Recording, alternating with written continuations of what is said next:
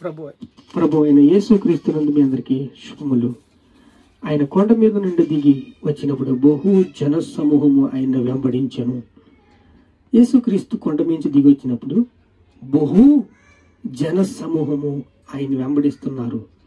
ఇదిగో కుష్ఠరోగి వచ్చి ఆయనకు మొక్కి, ప్రభువా నీకు ఇష్టమైతే నన్ను శుద్ధిగా చెయ్యమని, అందుకు ఆయన నీకు చెయ్యి చాపి వాడిని ముట్టి, నాకు ఇష్టమే నీవు శుద్ధుడు కమ్మని తక్షణమే వాని కుష్ఠరోగం శుద్ధి అయిను.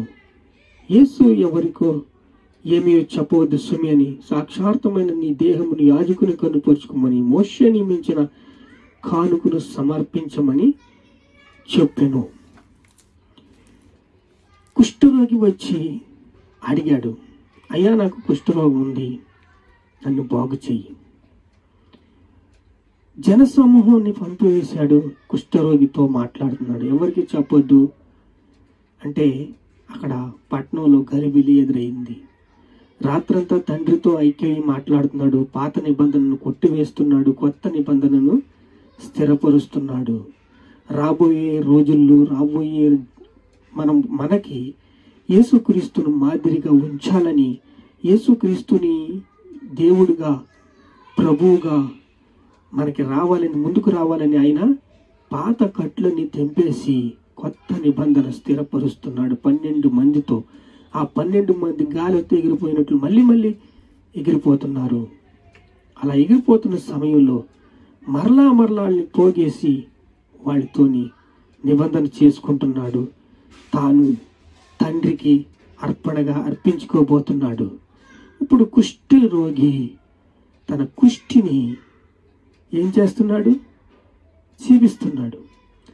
అయ్యా నీకు ఇష్టమైతే నన్ను శుద్ధుడిగా చేయమని, నాకు ఇష్టమే నువ్వు శుద్ధుడి కమ్మని చెప్పి నువ్వు వెళ్ళి నీ యాజకుని కనపరుచుకో, మోషే ధర్మశాస్త్రమును ఇవి ఇష్టం వల్ల ప్రభు రాజ్యం కట్టబడుతుంది.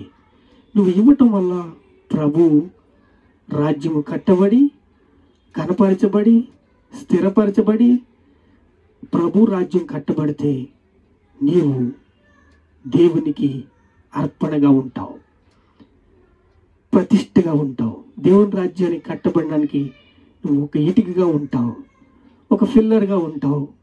దేవుడి సంఘంలో నువ్వు అభివృద్ధి పొందుకునేవాడిలాగా ఉంటావు, అభిషేకం పొందుకునేలాగా నువ్వు ఉంటావు. పరలోక రాజ్యంలో నిన్ను జ్ఞాపకం చేసుకుంటాడు.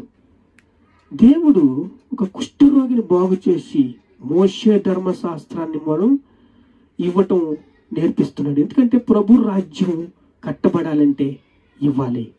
ప్రార్థన చేసుకుందాం. అయ్యా నీ రాజ్యం కట్టబడాలి, నీ రాజ్యం కట్టబడాలి.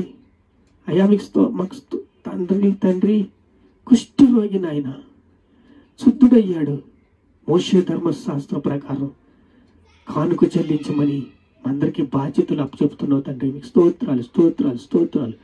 ఘనత, మహిమ, ప్రభావాలు మీకే చెల్లిస్తున్నావు తండ్రి. ఆమేన్.